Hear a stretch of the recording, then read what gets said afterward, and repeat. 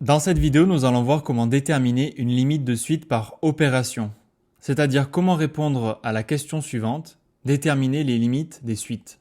C'est parti! Pour cela, nous allons utiliser les propriétés de somme produits au quotient de limite. Tu retrouves tous les résultats résumés dans ces tableaux, et dans certaines cases, tu as les lettres FI, pour forme indéterminée. Alors forme indéterminée, ça ne veut pas dire qu'on ne peut pas répondre, mais ça veut dire qu'en l'état actuel, donc avec l'expression que l'on a, on est bloqué. Il faut donc lever la forme indéterminée avec certaines techniques et on va en voir dans la vidéo. C'est parti pour nos exemples. On commence avec la suite UN, c'est une somme de termes, on va regarder rapidement ce que donnent les limites de chaque terme.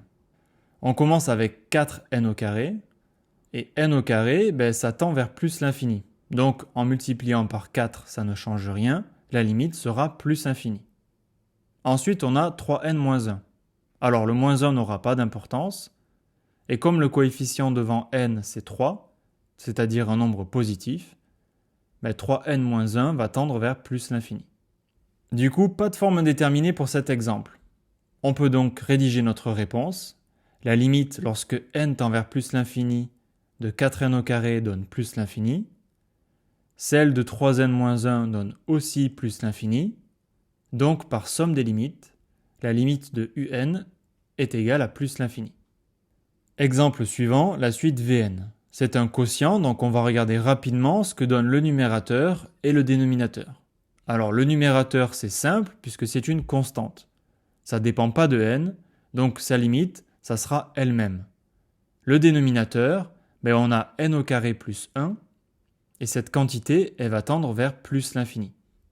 On a donc une constante pour le numérateur, et plus l'infini pour le dénominateur, donc pas de forme indéterminée, c'est parfait, on peut continuer.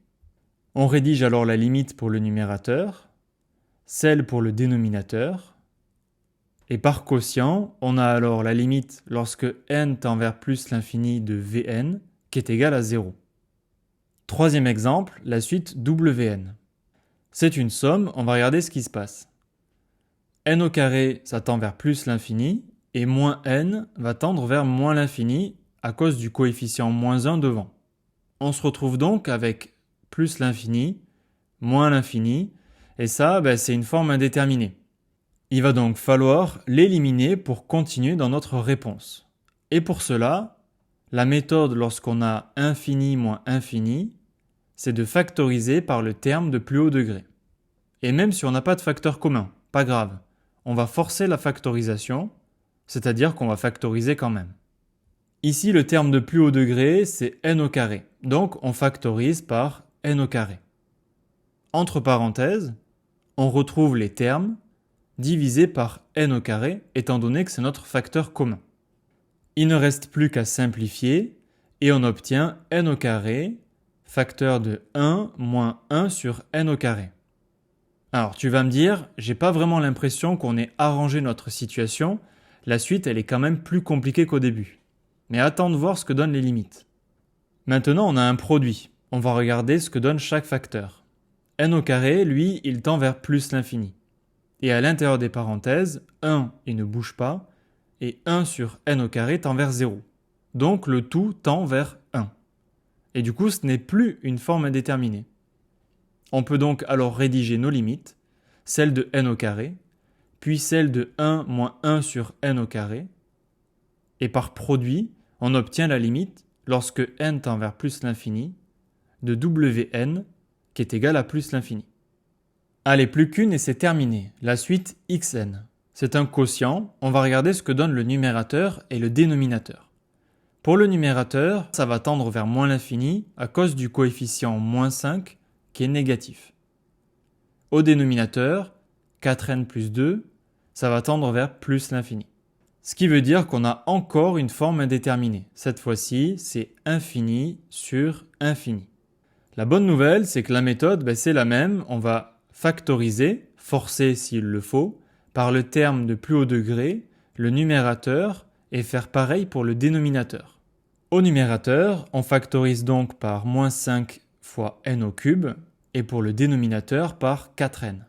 Je te laisse faire seule l'étape suivante où on met les termes entre parenthèses qui sont divisés par le facteur commun.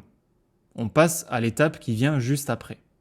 On a donc moins 5 fois n au cube, facteur de 1 plus 3 divisé par moins 5n au cube, le tout divisé par 4n, facteur de 1 plus 2 sur 4n. Si tu es arrivé jusque-là, bravo, puisque c'est le passage le plus difficile. On peut maintenant simplifier les deux facteurs communs, c'est-à-dire moins 5n au cube et 4n, ce qui nous donne moins 5n au carré sur 4. Et le reste, on ne touche pas. Alors là, tu vas me dire, maintenant, ma suite xn, elle est sacrément moche. Comment on va faire avec cette expression-là? Alors, avant de complètement paniquer, regarde ce qui se passe au niveau des limites. Moins 5n au carré sur 4, ça va tendre vers moins l'infini. 1 plus 3 divisé par moins 5 fois n au cube. 3 divisé par moins 5 fois n au cube, ça va tendre vers 0. Donc cette somme va tendre vers 1. Et ensuite, on a 1 plus 2 divisé par 4n. 2 divisé par 4n va tendre vers 0. Donc cette somme-là va elle aussi tendre vers 1. Ce qui veut dire que ce quotient, qui est sacrément moche, c'est pas une forme déterminée. Et le produit non plus. On va donc pouvoir rédiger notre réponse. On commence avec le quotient. La limite du numérateur et du dénominateur, comme nous l'avons dit, ça donne 1. Donc le quotient va tendre vers 1. Ensuite, nous avons la limite de moins 5n au carré divisé par 4, qui va donner moins l'infini. Donc le produit des deux va tendre vers moins l'infini, ce qui nous permet d'obtenir la limite de la dernière suite. Et voilà, c'est terminé, tu sais maintenant comment déterminer une limite de suite par opération. Si cette vidéo t'a plu, n'hésite pas à liker et à t'abonner. On se retrouve tout de suite pour une prochaine vidéo.